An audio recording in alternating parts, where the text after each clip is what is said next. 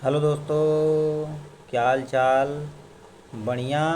देखिए, आज हम स्टार्ट करेंगे जो हम सीरीज स्टार्ट किया गया था, सेल कोशिका की इकाई, यानी क्लास 11th का हम पोर्शन स्टार्ट किए थे। इसमें हम के हिंदी मीडियम से प्योर एनसीईआरटी, जितना भी एनसीईआरटी का पोर्शन रहेगा उसे हम क्या करेंगे, सॉल्व कराएंगे। ठीक, पहले हम जीव विज्ञान की जितना थ्योरी है उसे देखेंगे, फिर इससे जितने भी क्वेश्चन रहेंगे वो सब सारे देखेंगे। ठीक, यहाँ तक हम यहाँ से जो आप यदि नीट का प्रिपरेशन कर रहे हैं तो वहाँ तक भी क्या लेवल हम सब लोग टच किया जाएगा। ठीक, देखिए चलिए, ये है आपका तीसरा लेक्चर आज का, यानी आज का जो बायोलॉजी है, यानी कोशिका जो स्टार्ट किया गया था उसका ये तीसरा लेक्चर है। ठीक है, इसके पहले आप दो लेक्चर नहीं देखे हैं, पहले में बताया गया था। पहले में यानी कोशिका के बारे में पूरा बता दिया गया था, कोशिका होती क्या है, कोशिका की खोज किसने की थी, ये सारी चीज़ें बता दी थी, यानी पहले लेक्चर में। ठीक, उसके बाद दूसरे लेक्चर में हम आए थे, इसमें हम बताए थे कोशिका का सिद्धांत यानी सेल थ्योरी किसने दिया था, स्लाइडन एंड सिल्डन तथा स्वान ने दो वैज्ञानिक थे 1839 में, उसके बारे में बताए गए थे। और सेल यानी कोशिका सिद्धांत के कुछ अपवाद थे, उसके बारे में बताए थे। सबसे बड़ी सेल कोशिका क्या होती है, सबसे छोटी कोशिका क्या होती है, ये सारी चीज़ें हम बता दिए थे। आज ये तीसरा लेक्चर हम स्टार्ट करेंगे। देखिए, यहाँ से नाम से ही पता है, कोशिका आवरण और उसके रूपांतर यानी कोशिका के आवरण जो हैं उसके बारे में हम पढ़ेंगे। ठीक, चलिए देखिए, यहाँ से हम ये उठाए हैं। पहले देखिए, अधिकांश प्रोकैरियोटिक, अब प्रोकैरियोटिक यूकैरियोटिक हम बता दिए थे। ठीक, प्रोकैरियोटिक दोबारा बता दे रहे हैं। प्रोकैरियोटिक मतलब जिसमें हमारा केंद्रक यानी न्यूक्लियस लेस डेवलप हो, मतलब केंद्रक उसमें अच्छे से बना न हो, यानी केंद्रक के ऊपर उसकी जो है केंद्रक है, केंद्रक के ऊपर क्या होता है, ऐसे झिल्ली न बनी हो, तो ये जिसे हम केंद्रक न्यूक्लियर मेम्ब्रेन यानी जिसे हम केंद्रक झिल्ली बोलते हैं, ये नहीं बना हो तो उसे हम प्रोकैरियोटिक के अंतर्गत रखते हैं। ठीक, ये आप समझ गए होंगे। अधिकांश प्रोकैरियोटिक कोशिकाएं, विशेषकर जीवाणु यानी बैक्टीरिया, कोशिका में एक जटिल रासायनिक कोशिका आवरण मिलता है। ठीक, एक कोशिका आवरण मिलता है। इनमें कोशिका के आवरण दृढ़तापूर्वक बांधकर तीन स्तरीय संरचना बनाते हैं। मतलब क्या होता है, तीन लेयर, एक दो तीन लेयर बनाते हैं।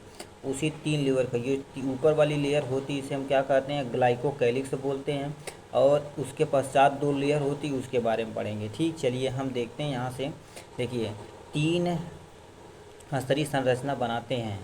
जैसे बाह्य परत को हम का को गैलेक यानी ग्लाइकोकैलिक्स बोलते हैं। उसके पश्चात कोशिका भित्ति होती है, उसके बाद कोशिका यानी जीव द्रव्य झिल्ली होती है। ये तीन लेयर होता है। तीनों लेयर हम बता देते हैं। पहला लेयर आपका ये है, दूसरा लेयर आपका ये है, तीसरा लेयर ये है। यानी कोशिका में तीन लेयर प्रेजेंट होती हैं, उपस्थित होती हैं। ठीक, चलिए उसके बाद यदि यदि आवरण के प्रत्येक परत का कार्य भिन्न है तो पर यह तीनों मिलकर एक सुरक्षा इकाई बनाती हैं, यानी तीनों का काम अलग अलग। ग्लाइकोकैलिक्स को जो होता है ये एक तरह का पॉलीसेकेराइड होता है। ठीक, पॉलीसेकेराइड होता है, आप केवल समझिए पॉलीसेकेराइड एक तरह का होता है।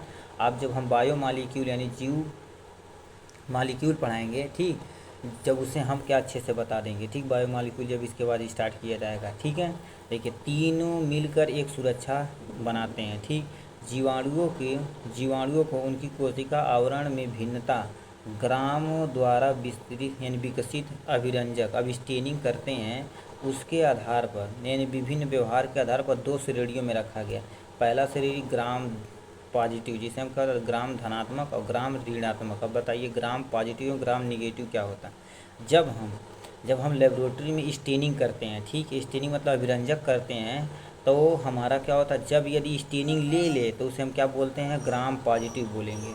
और जब हमारा अभिरंजक नहीं हो तो उसे हम ग्राम निगेटिव बोलेंगे। ये दो तरह की बैक्टीरिया होती हैं। अब बैक्टीरिया कोई पूछे यानी जीवाणु कितने तरह के होते हैं, आपके दो तरह के होते हैं। एक होता है पॉजिटिव, एक होता है निगेटिव, यानी ग्राम पॉजिटिव बैक्टीरिया, ग्राम निगेटिव बैक्टीरिया। पहला बैक्टीरिया ग्राम पॉजिटिव है, मतलब ये अभिरंजक को क्या कर रहा है, ले रहा है, यानी अभिरंजक मतलब स्टेनिंग ये ले रहा है। अब ग्राम निगेटिव बैक्टीरिया ऐसी बैक्टीरिया जो क्या होता है, अभिरंजक नहीं लेता, उसे हम ग्राम निगेटिव बैक्टीरिया बोलते हैं। ठीक, इतना समझ में आया। चलिए हम देखते हैं और नीचे थोड़ा सा स्क्रॉल करके चलते हैं आपके यहाँ से। देखिए अब देखिए, ये ग्लाइकोकैलिक्स के बारे में पढ़ेंगे, जो आपका 3 लेयर था उसके बारे में अच्छे से पढ़ेंगे। पहला हमारा ग्लाइकोकैलिक्स, विभिन्न जीवाणुओं की संरचना संरचना एवं मोटाई भिन्न भिन्न होती है। ये भी सही है, मतलब कोई कोशिका है तो यानी कि इसकी मोटाई भी अलग हो सकती है, संरचना आकार भी अलग अलग हो सकता है। ये सब क्या होती है, भिन्न भिन्न होती हैं। कुछ में एक ढीली आच्छद होती है जिसे हम क्या कहते हैं, अवपंकक परत बोलते हैं। ठीक, अवपंकक परत बोलते हैं, जिसे हम इंग्लिश में यदि कहा जाए तो इसे हम स्लाइम लेयर बोलते हैं। स्लाइम जैसे होता है उसी तरह से लेयर होता है।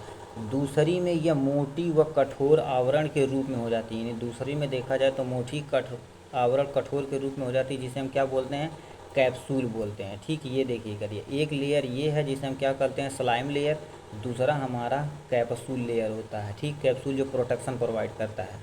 ठीक है, कोशिका कोशिका भित्ति कोशिका के आकार को निर्भर करता है, यानी ये कोशिका भित्ति जो सेल वॉल है ही निर्धारित करता है कि सेल कैसा होगा, यानी सेल शेप अलग होगा कि सर्कल होगा, ये सब सारी यानी कोशिका भित्ति ही डिसाइड करता है। ठीक है,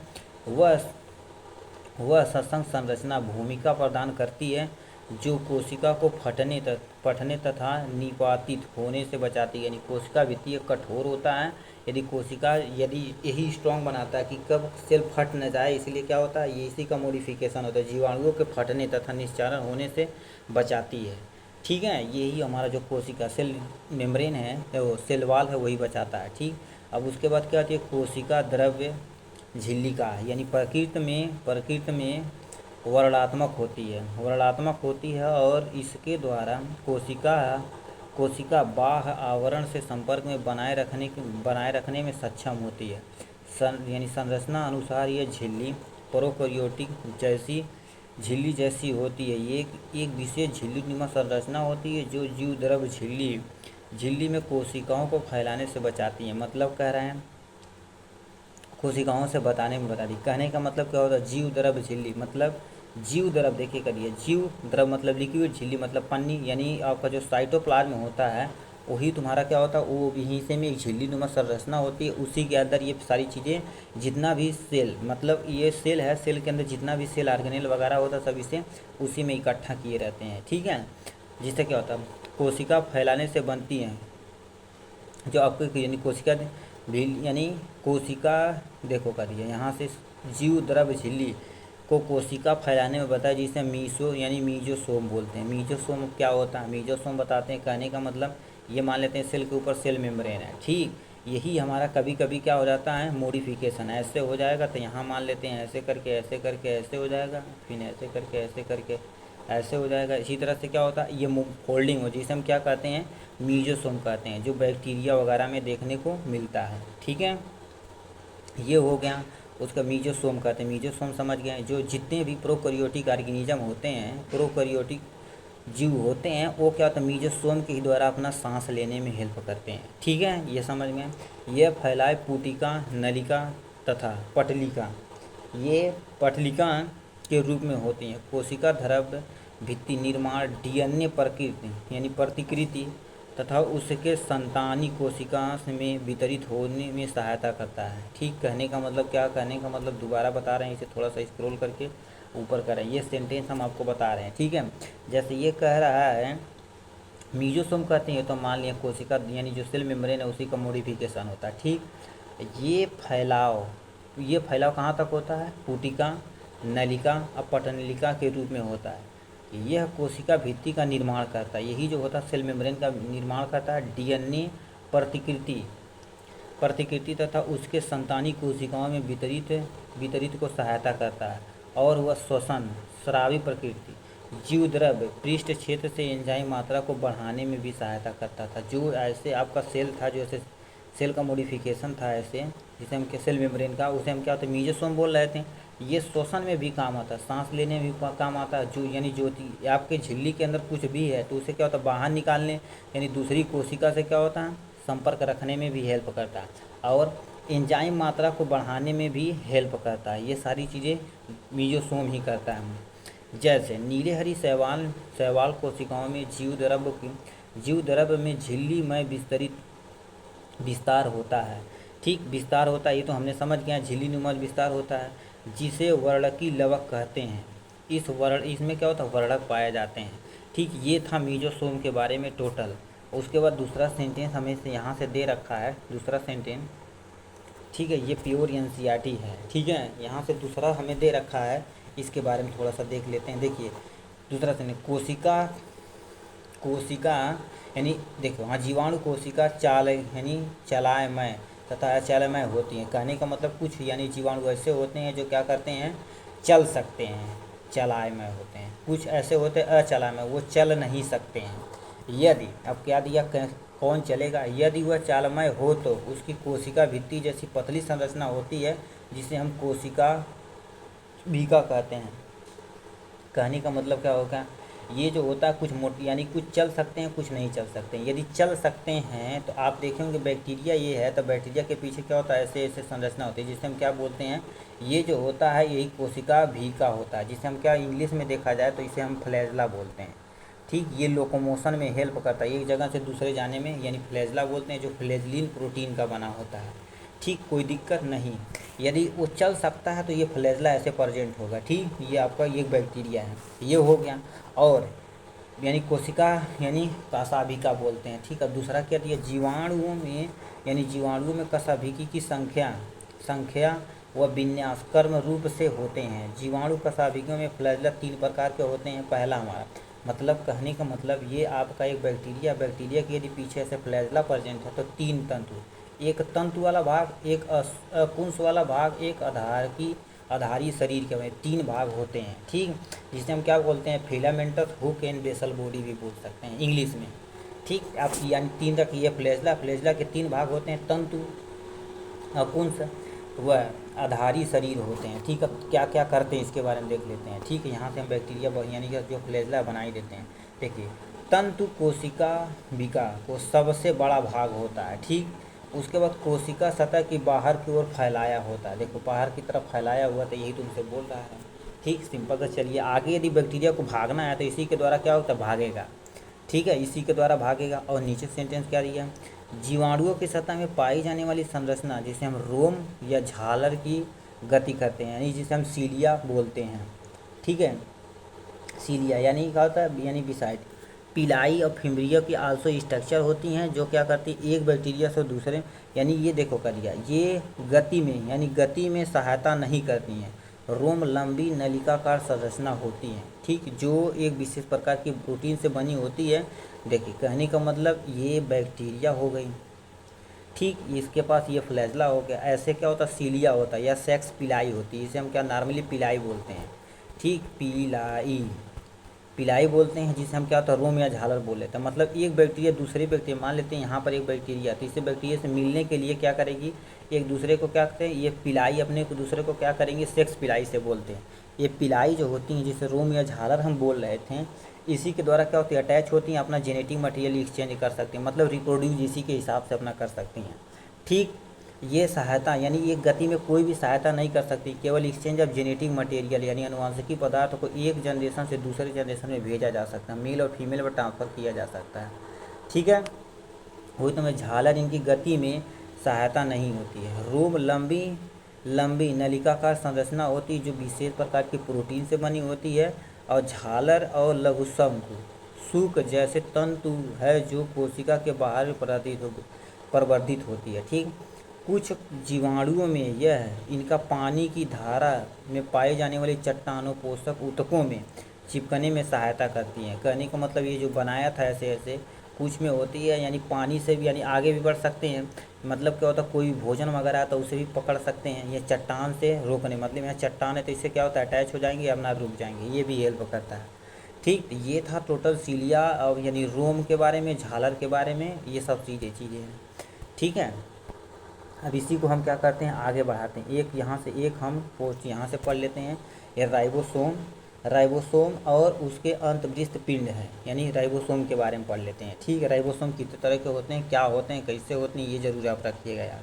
ठीक, देखिए राइबोसोम, प्रोकैरियोटिक कोशिका में राइबोसोम कोशिका की जीवद्रव्य झिल्ली से जुड़े होते हैं। ये 15 से 20 नैनोमीटर, देखो करिए, नैनोमीटर आकार की होती है। और 2 उप इकाइयों में 50 से 80, मतलब कहने का मतलब ये 50 से, ये मतलब देखिए बता देते हैं, ये आपका सिंपल सा समझिए 50 यानी 15 से 20 नैनोमीटर का आकार तो होती हैं। इसके पास 70 यस होते हैं जो कि इसमें 2 में टूट जाते हैं, एक 50 में टूटते हैं, एक 30 में टूटते हैं। आप कहेंगे सर पगला गए हैं का, 70 यस को यदि हम तोड़ेंगे तो 50 यस और 30 यस में 80 यस हो जाएगा। ठीक, मगर ये क्या होता है, मैथमेटिक को फॉलो नहीं करता है पहली बार, यानी फॉलो नहीं करता है। ठीक, यानी 70 जो टूटता है 50 यस और यानी यस मतलब क्या होता है, सब वर्ग यूनिट होती है, यानी यस ये है सब वर्ग यूनिट होती है। ठीक, देखिए आपका 50 यस की बनी होती है जो आपस में मिलकर 70 यस प्रोकैरियोटिक कोशिका राइबोसोम बनाती हैं। ठीक, मतलब तुमसे पूछेगा प्रोकैरियोटिक कोशिका में कौन सा राइबोसोम पाया जाता है तो आप बताइएगा 70 यस 50 और 30 में टूटता है। ठीक, और क्या दिया, राइबोसोम के ऊपर प्रोटीन संश्लेषित होता है। राइबोसोम क्या होता है, एक प्रोटीन फैक्ट्री होता है जो केवल प्रोटीन बनाने में हेल्प करता है। बहुत ऐसे राइबोसोम पर एक संवेदक वाहक यानी आरएनए होता है, यानी क्या होता है एम आरएनए उसे हम कहते हैं, जिसे मैसेंजर आरएनए बोलते हैं, जो मैसेज को एक जगह से दूसरे जगह पर ले जाने में हेल्प करता है। ठीक, अब देखिए क्या दिया, होकर एक श्रृंखला बनाती हैं जिसे हम क्या होता है बहु राइबोसोम कहते हैं, जिसे हम बहुसूत्र कहते हैं। कहने का मतलब एक यानी संदेश वाहक, मतलब ये एमआरएनए जो होता है बहुत सारा एक श्रृंखला बनाता है। ठीक, बहुत सारी श्रृंखला बनाता है तो उसे हम क्या कहते हैं, बहुराइबोसोम बोलते हैं। बहुराइबोसोम बहुसूत्र यानी बहुराइबोसोम या बहुसूत्र, बहुसूत्र का राइबोसोम संदेश वाहक आरएनए से संबद्ध होकर प्रोटीन निर्माण में भाग लेता है। अब तो कहने का मतलब क्या होता है, देखिए डीएनए है। ठीक, डीएनए किससे बोला, यानी क्या होता है आरएनए से। ठीक, आरएनए, तब आरएनए हमारा कितने तरह का होता है, बहुत तरह का होता है। कौन कौन, एक होता है हमारा एमआरएनए, एक होता है हमारा टीआरएनए, एक होता है हमारा आरआरएनए, इतने तरह का आरएनए होता है। ठीक, यही सब क्या होता है, देखो मैं टीएमआरएनए मतलब क्या होता है मैसेंजर आरएनए, टीआरएनए में केवल ट्रांसफ़र करता है मैसेज को, आरआरएनए जो होता है राइबोसोमल आरएनए होता है, यही प्रोटीन बनाता है। उसके बाद यहाँ से हमारा प्रोटीन बनना स्टार्ट होता है। ये पूरे प्रोसेस को हम क्या बोलते हैं, सेंट्रल डोग्मा, ये आपका एग्जाम में आता है। ये प्रोटीन बनना है, ठीक, प्रोटीन, ठीक है, प्रोटीन बनने में हेल्प करता है। ये इतना प्रोसेस होगा तब जाके हमारा प्रोटीन बनता है। ठीक, यानी प्रोटीन संश्लेषण किसे कहते हैं, तो आप सेंट्रल डोग्मा ऐसे देखोगे, डीएनए से आरएनए, आरएनए से प्रोटीन आएगा चैप्टर में, क्या बोलते हैं डीएनए से डीएनए क्या बोलते हैं, यहाँ से इतने प्रोसेस को क्या बोलते हैं, सारी चीज़ें बताएंगे। ठीक, अभी अब बोल देंगे डीएनए से बने रिप्लिकेशन, ट्रांसक्रिप्शन, ट्रांसलेशन, तो आप समझेंगे नहीं, तो यानी आगे धीरे धीरे सब कुछ बताया जाएगा। ठीक, एक स्टेप होता है। ठीक है, देखिए अब यहाँ से यानी प्रोटीन निर्माण में भाग लेता है, ये जो प्रोसेस बताएं वही प्रोटीन से निर्माण में भाग लेता है। एक प्रोटीन बनाने में उतना बड़ा प्रोसेस होता है। ठीक, अब उसी के यानी नीचे ये हमारा राइबोसोम क्या हो गया, ख़त्म हो गया। सिंपल सा राइबोसोम क्या होता है, राइबोसोम जो होता है एक तरह का प्रोटीन फैक्ट्री होता है जो केवल प्रोटीन बनाने में हेल्प करता है। 70 यस जो होता है केवल यानी प्रोकैरियोटिक कोशिका में पाया जाता है, जो टूट कर 50 यस और 30 यस में जुड़ता है। ठीक, ये आपका एनसीईआरटी में दे रखा 15 से 20 नैनोमीटर आकार का, तो ये आपसे एग्जाम में पूछ सकता है। ठीक, सिंपल सा राइबोसोम जो होता है आपका 15 से 20 नैनोमीटर आकार का होता है। ठीक, और इसमें प्रोकैरियोटिक कोशिका में 70 यस टाइप ऑफ राइबोसोम पाए जाते हैं जो 30 और 50 में टूटता है। ठीक है, अब देखिए यहाँ से लेकर संदेश वाहक आरएनए में संबद्ध होकर एक श्रृंखला बनाते हैं जिसे हम बहुराइबोसोम कहते हैं या बहुसूत्र बोलते हैं। ठीक है, बहुसूत्र राइबोसोम संदेश वाहक के प्रोटीन निर्माण में भाग लेता है, जो हम आपको पहले से बताती हैं। डीएनए मैसेज देता है आरएनए को, आरएनए के पास क्या होता है एमआरएनए होते हैं, टीआरएनए होते हैं और हमारा आरआरएनए होता है। उसके बाद हमारा जाके प्रोटीन बनता है। ठीक, इतना था तुम्हारा राइबोसोम के बारे में। अब इसके नीचे हमारा क्या होता है अंतःवृष पिंड बोलते हैं, जिसे हम क्या होता है इंक्लूजन बॉडी इंग्लिश में बोलते हैं। ठीक, ये क्या होता है प्रोकैरियोटिक कोशिका में बचे हुए पदार्थ यानी बचे हुए पदार्थ कोशिका द्रव्य में अंतःवृष पिंड के रूप में संचित होते हैं।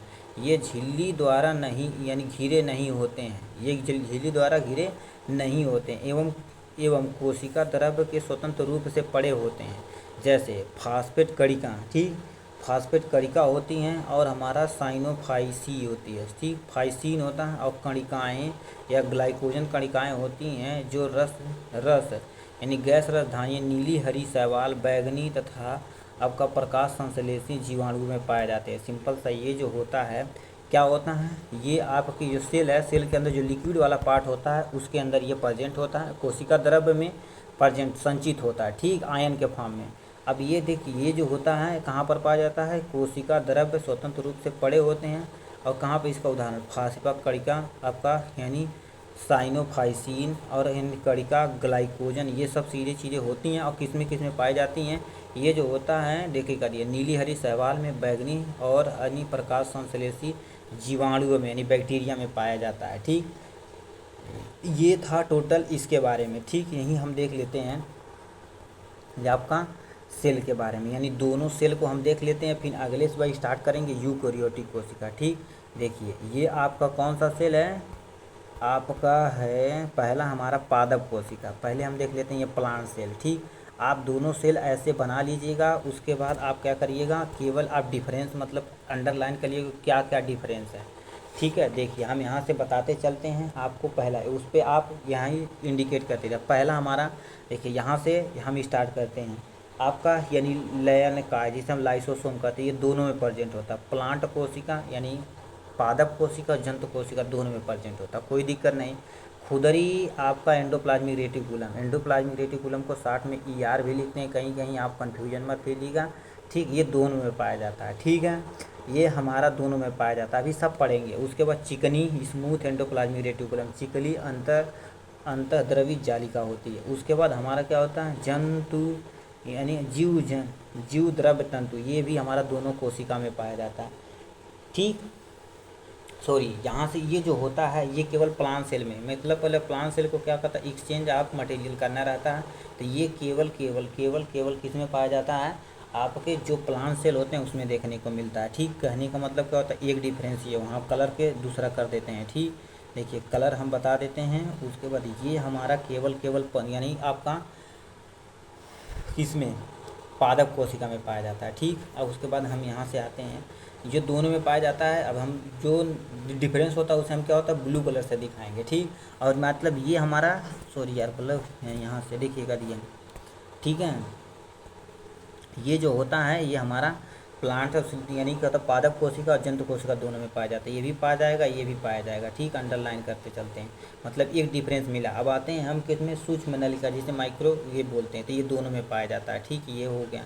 उसके बाद एक्टिन तंतु दोनों में पाया जाता है, ठीक है। एक्टिन तंतु आप अंडरलाइन में करिएगा, ठीक। उसके बाद मध्यवर्ती तंतु, ये दोनों में पाया जाता है, ये कोई दिक्कत नहीं है, ठीक है, मध्यवर्ती तंतु। अब आते हैं किसमें, पराक्सीसोम ये भी पाया जाता है, ठीक। पराक्सीसोम कोई दिक्कत नहीं है। उसके बाद इन कोशिका द्रव्य दोनों में पाया जाता है। एक डिफरेंस यहाँ पर आ गया, ठीक। यहाँ से थोड़ा सा मोटा कर लेते हैं। एक डिफरेंस कौन सा आ गया, ये आपका हरित लवक जिसे हम क्या कहते हैं, क्लोरोप्लास्ट बोलते हैं, ठीक। ये आप एक डिफरेंस रखिएगा, ठीक है। एक डिफरेंस यहाँ से आप रख लीजिए। उसके बाद हमारा क्या होता है, राइबोसोम जो दोनों में पाया जाता है। फिर क्या होता है, पूछा है, यहाँ से राइबोसोम हो जाएगा। उसके बाद हमारा यानी कणसूत्रिका जिसे हम माइटोकॉन्ड्रिया जिसे power house of the cell, ये दोनों में पाया जाता है।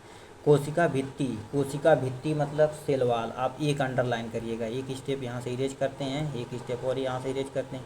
ये माइटोकॉन्ड्रिया होगा, यहाँ से हम कर देते हैं, यहाँ से करके ये जो वाला पोर्शन जिसे हम सेल मेम्ब्रेन कहते हैं, इसमें ये डिफरेंस होता है, ठीक है। इसमें ये डिफरेंस होता है, ठीक। उसके बाद क्या होता है, यहाँ से हमारा मिडिल लेमिनर जो दोनों में पाया जाता है, मिडिल लेमिनर दोनों में पाया जाता है। तो पीछे हो जा भाई, यहाँ से देखो, ये मिडिल लेमिनर यानी राजधानी जिसे बोलते हैं, ये दोनों में पाया जाता है, ठीक। मगर यानी दोनों में पाया जाता है। ये जो होता है प्लांट यदि पादप कोशिका हो तो उसमें क्या हो जाता है, बड़ा पाया जाता है, यानी हम सब लोगों में छोटा पाया जाता है, ठीक, बड़ा पाया जाता है। उसके बाद कोशिका झिल्ली जिसे हम क्या कहते हैं, सेल मेम्ब्रेन कहते हैं, ये भी दोनों में पाया जाता है, ठीक, कोई दिक्कत नहीं है, ठीक। उसके बाद केंद्रक आवरण मतलब क्या होता है, जो आपका न्यूक्लियस है, न्यूक्लियस के ऊपर आवरण दोनों में पाया जाता है। उसके केंद्रक उपकरण ये दोनों में पाया जाता है। केंद्रिका जिसे हम क्या होता है, न्यूक्लियोलर बोलते हैं, ये दोनों में पाया जाता है। केंद्रक भी पाया जाता है। एक डिफरेंस मतलब एक डिफरेंस यहाँ, एक डिफरेंस यहाँ, दो ये तीन डिफरेंस हम खोज लिए, ठीक।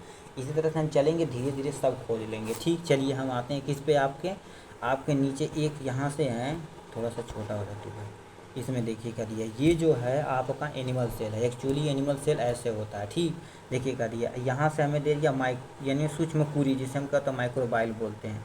यानी कोशिका जीव द्रव मतलब जीव द्रव झिल्ली दोनों में पाया जाता है। एक हमारा यहाँ से तारक का जिसे हम सेंट्रियोसोम बोलते हैं, ठीक, ये आप याद रखिएगा, ये आप थोड़ा सा हाईलाइट कर लीजिए, ठीक। तारक का है कहाँ गए, यहाँ से आप इसे अंडरलाइन करिए। फिर पराक्सीसोम, तो ये तो पाया जाता है, ठीक। पराक्सीसोम ये तो पाया जाता है, ठीक। ये हो गया पराक्सीसोम। यहाँ से लैन का जैसे हम लाइसोसोम बोलते हैं, राइबोसोम बोलते हैं, ये भी हो गया। एक एक करके धीरे धीरे सब पढ़ेंगे, आप चिंता मत करिएगा।